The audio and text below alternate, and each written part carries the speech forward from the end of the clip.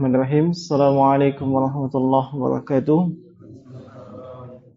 Alhamdulillah, salatu wassalamu ala rasulillah wa ala alihi wa sahabatihi wa wala ma ba'd. Para santri rahimani wa rahimakumullah. Walhamdulillah, di kesempatan ini kembali kita akan melanjutkan pelajaran kita dengan tema akidah, dan secara khusus adalah tentang penjelasan ringkas Kutaib Usulus Salasah, atau juga dikenal dengan 3 landasan utama. Setelah sebelumnya kita menjelaskan tentang apa itu tauhid dan beberapa urgensi atau pentingnya tauhid, dan sudah kita sebutkan pula bahwasanya di pelajaran ini kita akan mempelajari buku Usulus Salasah atau kitab Usulus Salasah yang merupakan karya Syekh Al-Mujahid Al-Mujaddid Muhammad At-Tamimi An-Najdi rahimahullahu ta'ala. Semoga Allah merahmati beliau. Dan kita akan masuk kepada muqaddimah daripada Kutaib Usulus Salasah. Qala al-muallif rahimahullah, berkata penulis, semoga Allah merahmati beliau, Bismillahirrahmanirrahim. I'lam rahimakallah annahu yajibu alaina ta'allama 4 masail. Al-ula al-ilmu wa huwa ma'rifatullahi wa ma'rifatu nabiyhi wa ma'rifatu dinil islami bil adillah. Beliau mengatakan, ketahuilah, semoga Allah mencurahkan rahmatnya kepadamu. Sesungguhnya wajib atas kita mempelajari 4 permasalahan. Wajib atas kita mendalami 4 hal, yaitu yang pertama adalah ilmu.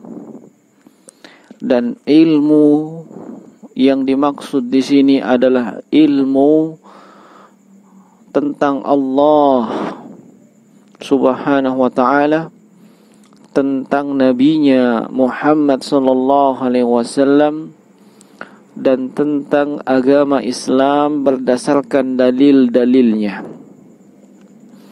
Kemudian beliau mengatakan as-saniyatu, yang kedua adalah al-amalu bihi, yaitu mengamalkan ilmu tersebut.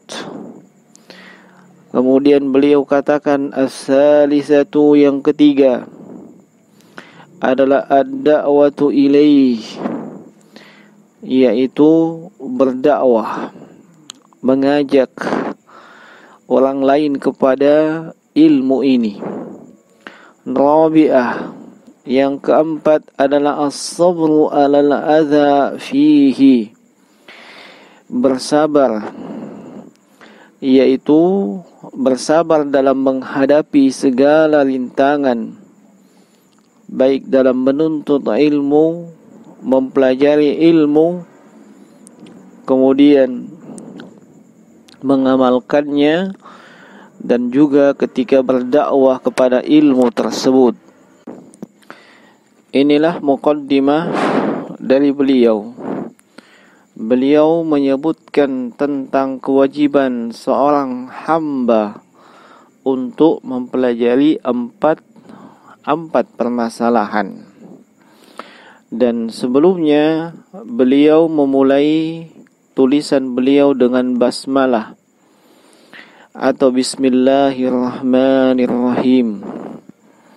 Mengapa beliau melakukan yang demikian? Alasannya, yang pertama, memulai basmalah itu dalam rangka mengikuti Al-Quran, mengikuti kitabullah. Sebab Al-Quran itu dimulai dengan basmalah atau bismillahirrahmanirrahim. Kemudian yang kedua, penulis rahimahullah memulai kitabnya dengan basmalah itu dalam rangka mencontoh Rasulullah sallallahu alaihi wa ala alihi wasallam. Demikian pula dengan para nabi sebelum beliau alaihi wassalatu wassalam. Beliau Rasulullah sallallahu alaihi wasallam biasanya mengawali tulisan-tulisan beliau yaitu dengan basmalah. Lalu apa faedahnya? Apa manfaatnya memulai atau beliau memulai tulisan beliau dengan basmalah atau bismillah yang maknanya dengan nama Allah, yakni beliau mengharapkan keberkahan dari memulai sesuatu dengan menyebut nama Allah Subhanahu wa ta'ala, sehingga beliau menulis ini, dan itu beliau mengharapkan keberkahan dari apa yang beliau tulis ini dengan menyebut nama Allah Subhanahu wa ta'ala. Dan termasuk hal yang dianjurkan bagi muslim ataupun muslimah, yaitu memulai sesuatu yang baik dengan membaca basmalah. Ya, misalnya ketika hendak membaca buku, dia memulai dengan basmalah, maka itu artinya seolah-olah dia mengatakan dengan nama Allah saya membaca. Atau dia menulis, ya, kalau dia membaca basmalah itu seolah-olah dia mengatakan dengan nama Allah saya menulis. Demikian pula ya, ketika seorang penceramah atau dai memulai dengan basmalah, seolah-olah dia mengatakan dengan nama Allah saya memulai untuk menyampaikan. Kemudian di dalam basmalah atau bismillah terdapat nama Allah Subhanahu wa ta'ala yang paling agung, yaitu lafzul jalalah Allah. Lafzul jalalah atau nama Allah ini adalah nama yang diikuti oleh seluruh nama-nama Allah Subhanahu wa ta'ala yang lainnya. Nama yang diikuti oleh seluruh nama-nama Allah Subhanahu wa ta'ala yang lainnya. Dan lafaz Allah atau nama Allah ini, lafzul jalalah, ini hanya khusus untuk Allah Subhanahu wa ta'ala dan tidak boleh ada dari kalangan makhluknya atau hamba-hambanya yang menamai dirinya dengan Allah. Ya, seperti misalnya ada si fulan yang memberikan nama untuk dirinya atau dia diberi nama dengan Allah. Ini tidak boleh, sebab lafaz Allah, ya, kata Allah itu hanya khusus untuk sang pencipta, yaitu Allah Subhanahu wa ta'ala. Tidak boleh ya digunakan oleh hamba-hambanya kecuali kalau digandengkan dengan kalimat hamba. Kecuali digandengkan dengan kalimat hamba, misalnya Abdullah. Abdullah artinya hamba Allah. Itu boleh. Tapi kalau lafaz Allah saja, maka itu tidak dibolehkan. Kemudian dalam basmalah juga ada nama Allah yang kedua, yaitu Ar-Rahman. Ar-Rahman artinya Dialah Allah yang maha pengasih. Dialah Allah yang maha pengasih, yang kasih sayangnya itu luas. Kasih sayangnya itu luas. Kasih sayang Allah atau rahmat Allah Subhanahu wa taala meliputi segala sesuatu. Meliputi seluruh makhluk. Manusia, apakah dia kafir atau dia beriman, demikian pula dengan makhluk yang lainnya, itu seluruhnya mendapatkan rahmat atau kasih sayang dari Allah Subhanahu wa taala. Kemudian Ar-Rahman juga ini yang merupakan salah satu dari nama Allah yang juga hanya khusus untuk Allah Subhanahu wa taala. Hanya khusus untuk Allah Subhanahu wa taala. Tidak boleh ada seorang hamba yang menamakan dirinya Rahman, apalagi dengan ma'rifah Ar-Rahman, Ini nama hanya khusus untuk Allah Subhanahu wa taala. Sebab makna dan kandungannya itu hanya Allah yang memilikinya. Yaitu dialah Allah yang disifati dengan kasih sayang yang sangat luas. Dialah Allah Subhanahu wa taala yang disifati dengan kasih sayang yang sangat luas. Tidak ada satupun dari kalangan makhluk yang memiliki sifat tersebut.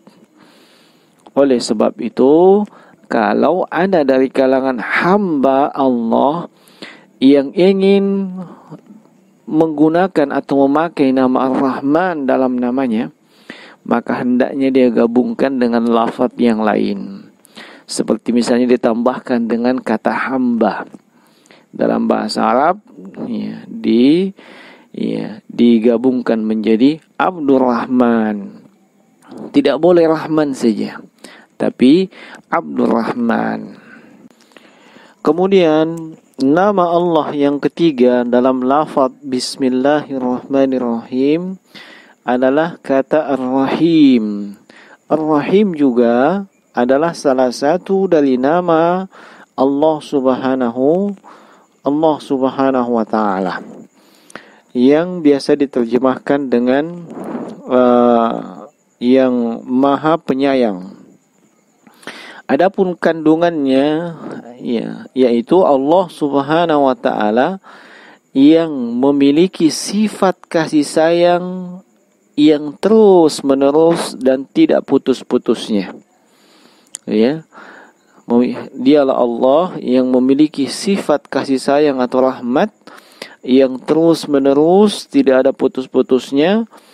Ini makna atau kandungan kalimat Ar-Rahim. Sehingga Ar-Rahman adalah yang memiliki kasih sayang atau rahmat yang luas, sedangkan Ar-Rahim adalah yang memiliki sifat kasih sayang yang terus menerus dan tidak ada putus-putusnya kepada siapa saja di antara hamba-hamba yang dikehendakinya. Kepada siapa saja dari kalangan hamba-hamba yang dikehendakinya. Kemudian Ar-Rahim juga ini nama yang diperuntukkan untuk Allah Subhanahu wa taala, salah satu dari Asmaul Husna, dan boleh ada dari kalangan hamba atau makhluk itu menamakan diri dengan Rahim. Mengapa demikian? Sebab Allah Subhanahu wa taala mensifati salah satu dari kekasihnya, yaitu Muhammad sallallahu alaihi wasallam dengan Ar-Rahim. Misalnya Allah Subhanahu wa taala berfirman dalam surah At-Taubah ayat 128. Laqad ja'akum rasulun min anfusikum azizun 'alaihi ma 'anittum harisun 'alaikum bil mu'minina raufun rahim. Sungguh telah datang kepada kalian seorang rasul dari kalangan kalian sendiri. berat terasa oleh beliau penderitaan yang kalian alami.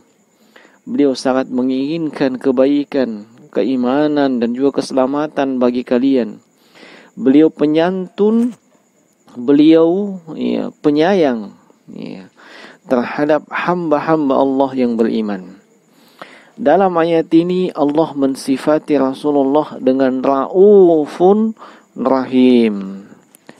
Dengan Raufur Rahim. Hal ini menunjukkan bahwasanya nama ini tidak hanya khusus kepada Allah Subhanahu wa taala. Kemudian setelah basmalah atau bismillahirrahmanirrahim, penulis mengatakan i'lam rahimakallah. Ketahuilah, semoga Allah melimpahkan rahmat atau kasih sayangnya kepadamu. Kata i'lam ini biasanya digunakan supaya yang mendengarkan itu memberikan perhatian. Atau dengan bahasa yang lain, ini supaya apa yang mau disampaikan tersebut mendapatkan perhatian dari pendengarnya.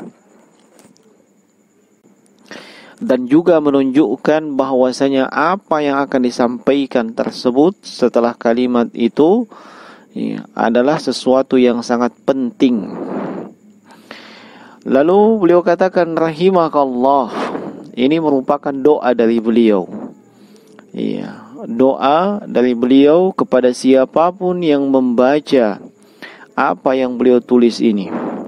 Dan ini termasuk adab dan akhlak yang baik, adab dan akhlak yang luar biasa, yaitu mendoakan orang lain.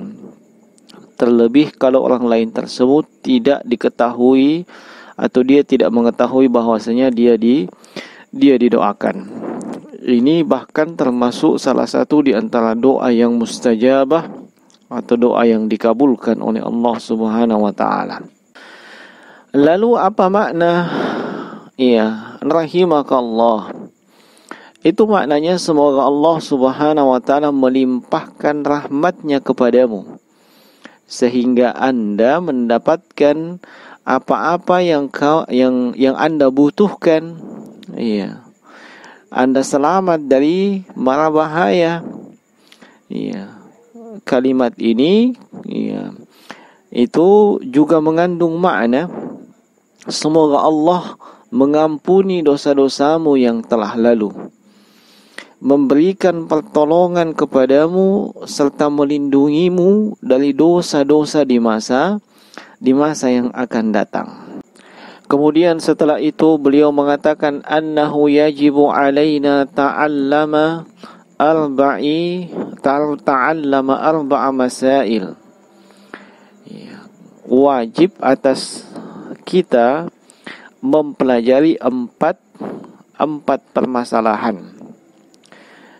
Dan 4 permasalahan yang disebutkan di sini meliputi seluruh ajaran agama Islam yang selayaknya dan sepantasnya mendapatkan perhatian. Hal itu disebabkan manfaatnya yang luar biasa. Yang pertama adalah al-ilmu. Yang pertama adalah al-ilmu. Dan yang beliau maksudkan al-ilmu di sini adalah ma'rifatullah wa ma'rifatu nabiyhi wa ma'rifatu dinil Islam bil adillah, yaitu ilmu tentang mengenal Allah Subhanahu wa ta'ala dan juga ilmu tentang mengenal nabinya Muhammad sallallahu alaihi wasallam dan juga ilmu tentang agama Islam berdasarkan dalil-dalilnya. Dan kalau kita berbicara tentang ilmu, ilmu itu adalah mengetahui sesuatu sesuai dengan hakikatnya. Dan pengetahuan tersebut pengetahuan yang tidak tercampur dengan keraguan, baik itu bentuknya dzan, syak, maupun al-wahmu. Apa maksudnya ilmu mengenal Allah Subhanahu wa taala?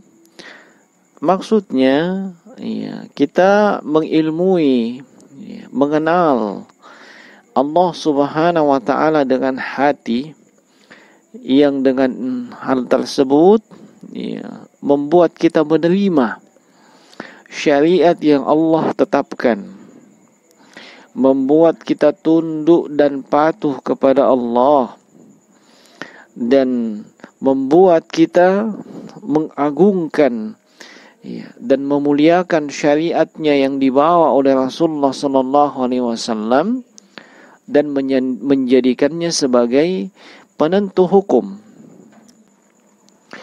Lalu bagaimana kita mengenal Allah Subhanahu wa taala? Kita mengenal Allah Subhanahu wa taala baik melalui ayat-ayat yang terdapat di dalam Al-Qur'an. Ya. Demikian pula ayat-ayat Allah yang terbentang di alam semesta ini. Ya. Ayat-ayat dalam Al-Quran disebut juga dengan ayat-ayat syar'iyah. Adapun ayat-ayat yang terbentang di alam semesta ini juga disebut dengan ayat-ayat kauniyah. Lalu apa maksudnya mengenal Nabi sallallahu alaihi wasallam? Mengenal Nabi sallallahu alaihi wasallam maksudnya kita mengenal dan mengetahui beliau sallallahu alaihi wasallam yang dengan ilmu dan pengetahuan tersebut sehingga kita menerima petunjuk dan ajaran yang dibawa oleh beliau. Kemudian kita membenarkan segala yang telah beliau sampaikan atau beritakan. Kemudian melaksanakan perintah beliau, menjauhi larangan beliau, ya, dan menjadikan syariat yang beliau bawa sebagai pemutus hukum, ya, sebagai sumber hukum, dan kita menerima dengan hati yang lapang ketentuan-ketentuan yang telah ditetapkan oleh beliau sallallahu alaihi wa ala alihi wasallam. Kemudian mengenal atau ma'rifatu al-Islam bil adillah, mengenal agama Islam berdasarkan dalil-dalilnya. Agama Islam adalah agama seluruh rasul yang diutus. Mulai dari sejak rasul yang pertama, yaitu Nabi Nuh alaihi salatu wassalam, sampai kepada rasul yang terakhir. Ya, rasul yang terakhir. Dan secara umum Islam itu adalah peribadahan kepada Allah dengan syariat yang Allah tetapkan mulai sejak diutusnya Rasul ya, sampai dengan terjadinya hari kiamat. Yang membedakan ya antara satu rasul dengan rasul yang lain walaupun agamanya sama yaitu Islam, yang membedakan adalah syariatnya, ya. Yang membedakan adalah syariatnya. Ya. Dan ketika diutus rasul yang berikutnya itu menghapus ya, syariat yang datang sebelumnya. Maka umat yang ada ketika itu harus mengikuti syariat yang datang setelahnya, yang dibawa oleh rasul yang baru. Ya.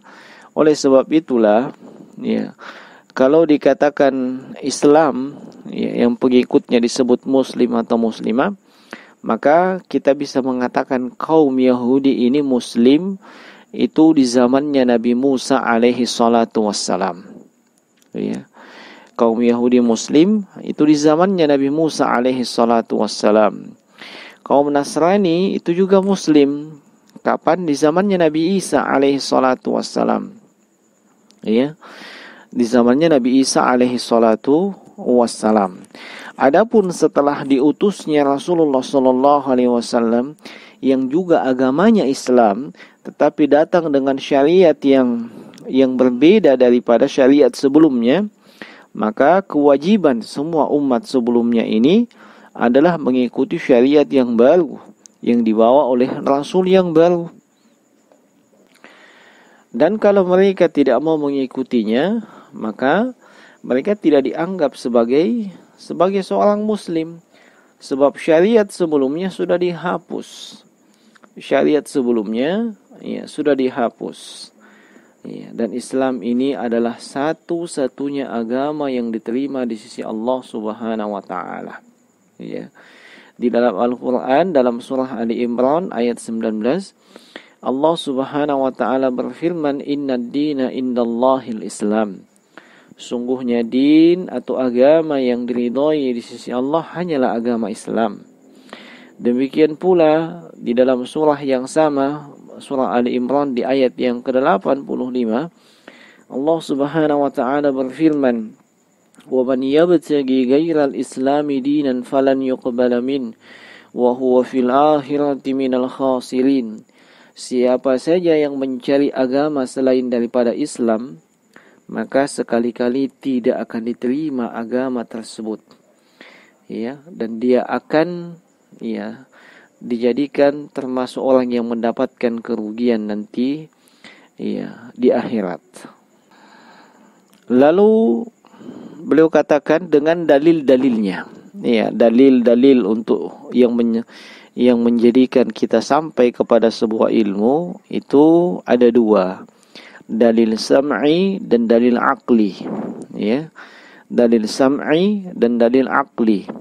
Dalil sam'i itu adalah Al-Quran dan Sunnah, dan aqli adalah akal yang sehat.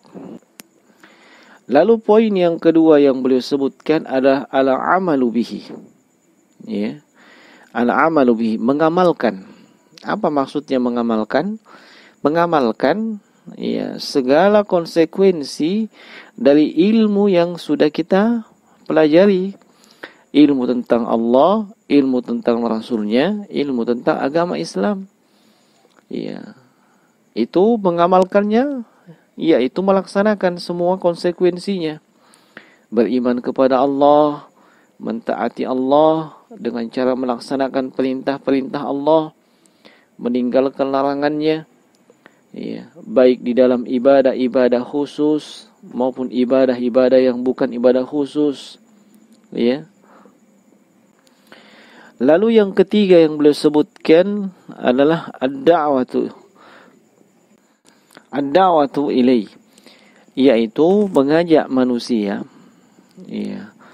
untuk mempelajari dan mengamalkan ilmu yang sudah kita sebutkan tadi. Mengajak manusia untuk mempelajari dan mengamalkan ilmu yang sudah kita sebutkan tadi. Berdakwah. Baik itu berdakwah dengan bilhal maupun dengan bil lisan, berdakwah dengan lisan, dengan kalimat yang keluar dari lisan kita, atau berdakwah dengan perbuatan, disebut juga dengan dakwah bilhal. Dan ini semua harus berdasarkan ilmu, harus berdasarkan ilmu. Dan seorang yang sudah mengetahui suatu ilmu ada kewajiban untuk menyampaikan ilmu tersebut, dan tentunya selain daripada kewajiban menyampaikan, ada juga kewajiban untuk mengamalkan ilmu yang telah dia pelajari. Kemudian beliau mengatakan as-sabru 'alal adza fihi, yaitu bersabar, menghadapi, bersabar atau menahan diri, menghadapi segala rintangan, menghadapi segala sesuatu yang didapatkan ketika kita belajar atau menuntut ilmu. Demikian pula segala macam rintangan dan kendala yang kita dapatkan ketika mengamalkan ilmu tersebut, termasuk bersabar ketika kita berdakwah atau menyampaikan ilmu tersebut di tengah-tengah manusia. Ini kesabaran, dan kesabaran itu ada pada 3 hal. Sabar Pertama, kita menahan lisan kita, ya, menyabarkan lisan kita tidak mengucapkan ucapan atau kalimat, ya, yang kalimat tersebut mengundang murka Allah Subhanahu wa taala. Yang kedua, kita menyabarkan hati kita, ya, dari dendam, murka, amarah dan kesal dan yang semisalnya. Dan yang ketiga, kita menyabarkan anggota tubuh kita, ya, dari melampiaskan apa yang ada dalam hati kita. Dan kesabaran itu, ya, ada pada tiga keadaan, yaitu sabar dalam mentaati Allah, melaksanakan perintah-perintah Allah. Yang kedua, sabar dalam meninggalkan hal-hal yang diharamkan oleh Allah Subhanahu wa taala. Dan yang ketiga adalah sabar ketika menjalani takdir dan ketentuan yang datang dari Allah Subhanahu wa taala. Baik itu berupa takdir yang langsung ditimpakan oleh Allah kepada kita, ataupun disebabkan, ya, oleh sebab-sebab yang lain, ya, seperti penyebabnya adalah manusia, ya, kita disakiti, diganggu, dianiaya. Itu semua takdir Allah Subhanahu wa taala, hanya melalui perantaraan manusia, ya, dan kita dituntut bersabar akan hal tersebut, ya. Ini 4 permasalahan, ya. 4 permasalahan ini wajib untuk dipelajari, kata beliau. Adapun dalil yang menunjukkan bahwasanya mengapa kita wajib mempelajari, ya, 4 hal tersebut, ya, insyaallah taala akan kita sampaikan di pertemuan yang berikutnya. Ya, ini, ya, yang bisa kita sampaikan pada kesempatan kali ini. Ya, tolong dicatat dengan baik, dan sebagaimana biasanya catatan tersebut diupload, kemudian diupload ke grup belajar. Dan catatan ini yang menunjukkan bahwasanya, ya, kehadiran para santri itu ada atau tidak ada. Demikian, ya, yang benar hanya datang dari sisi Allah, yang salah dari sisi kami. Wallahu ta'ala alam. Assalamualaikum warahmatullahi wabarakatuh.